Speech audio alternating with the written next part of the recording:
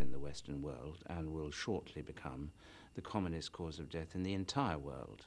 And such quick changes in the commonness of a disease can't be due to genetic influences, which change only over many centuries.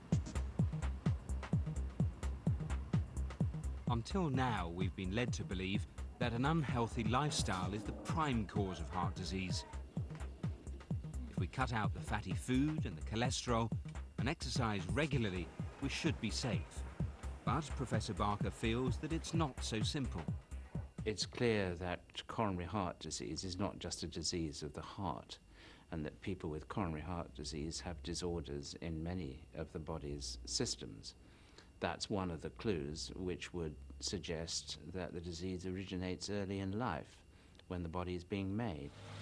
The first breakthrough came when he went through the records and compared maps showing black spots for heart disease and infant mortality. We discovered that if you looked at maps of where newborn babies died 60, 70, 80 years ago, that map was very similar to the map of coronary heart disease today. And since in the old days newborn babies died because they were small, this was a link, albeit only a geographical one, between small size at birth and later coronary heart disease.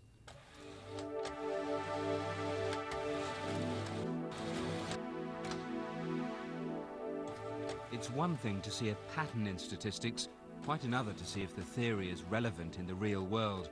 So Professor Barker's staff have been going through case records in the early part of the century, looking for undersized babies who they could track down now.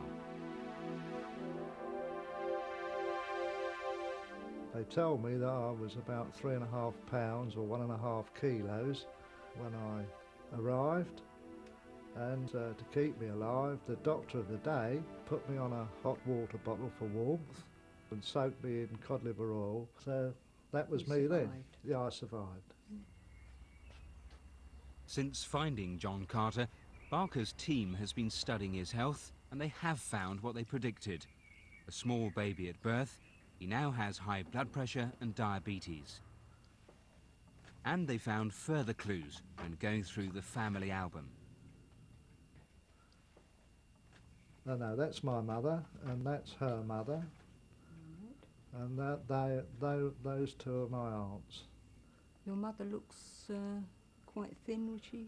Yes, was she quite thin? They were all quite thin in those days, because they had a very hard life in the village, they tell me. The hard village life didn't just mark John Carter's mother, it had far-reaching consequences for him as well. The mother's body is moulded by society, and the baby is moulded by the mother's body.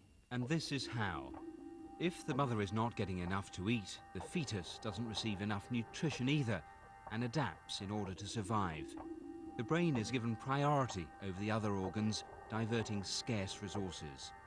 As a result, the pancreas and the kidneys are starved of nourishment and develop less as a result. These organs are therefore more likely to malfunction in later life, and so lead to conditions like high blood pressure, diabetes, and ultimately to a strained heart.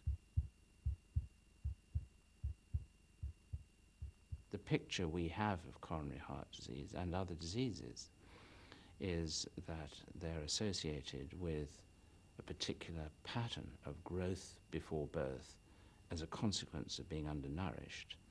And then after birth, when nutrition is better, there are particular patterns of rather accelerated growth. Professor Barker believes that men like John Carter, who were undernourished as fetuses, have in effect been programmed for a world where food is scarce. However, when food is plentiful, their bodies will find it harder to cope. This can lead to accelerated patterns of growth, producing overweight children and adults. This puts extra strain on already weakened organs, making heart disease even more likely. So, for how many generations does this last? For those thinking the cycle might be broken when their mother is well fed, Professor Barker has identified a final twist. Even when the mother eats well during pregnancy, it doesn't guarantee a healthy child. If her own mother was undernourished while pregnant, the placenta, which feeds the fetus in the womb, could be poorly developed too. A good placenta is partly linked to the mother's own experience when she was in the womb. We know this because the mother's birth weight predicts the size of the placenta of her offspring. So this takes the experience of any baby back to its mother's own fetal life and hence to its mother's mother. By the time we are born, our chances of suffering from conditions like heart disease and diabetes in later life may already be largely determined by what our mothers and even our grandmothers once ate.